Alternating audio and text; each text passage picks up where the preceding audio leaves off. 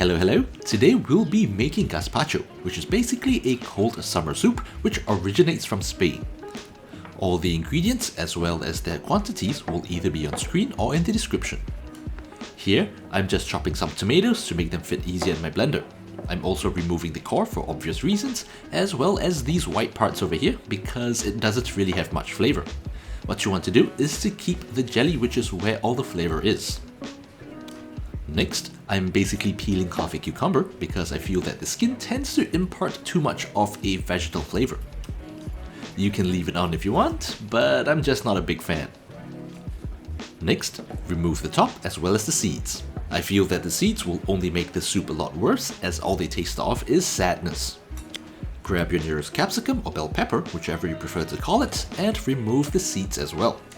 I'm cutting it this way because I feel there's a lot less wastage as compared to the traditional way of cutting bell peppers.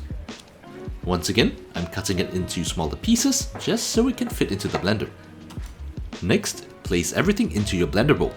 I'm using a Thermomix over here, but any decent blender will work just fine. To that, I tossed in 2 cloves of garlic as well as a bunch of cherry tomatoes because they were on offer and they tasted really good. Throw in half an onion and season with salt and pepper.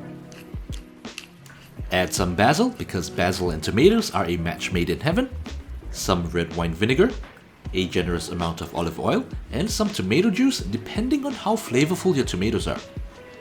Tomatoes here can be a bit bland, so I usually use a bit more juice.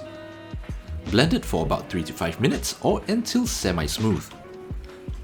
If you don't mind it being a bit chunky, you're basically good to go, but for this recipe, I'll be passing it through a strainer.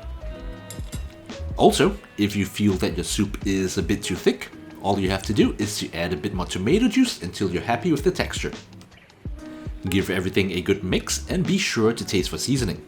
Here, I felt that it needed a bit more salt and pepper just to bring out the flavors a bit more.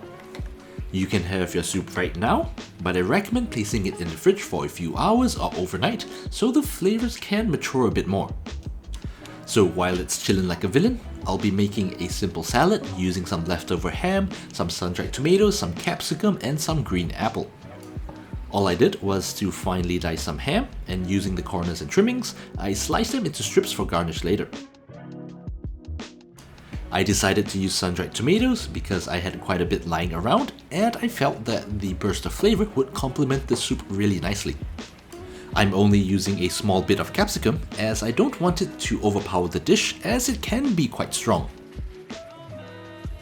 Lastly, I'm adding a bit of green apple just to give the salad a bit of sweetness. I also cut a few matchsticks just for garnish later on. I added everything to a bowl, seasoned with some salt and pepper as well as some olive oil and a bit of really good balsamic vinegar. Give everything a good mix and you are pretty much done. As for the strips of ham, all I did was to place them in the microwave for about a minute or so, or until nice and crispy. All that's left is to plate up your dish. Add some salad to your fanciest plate.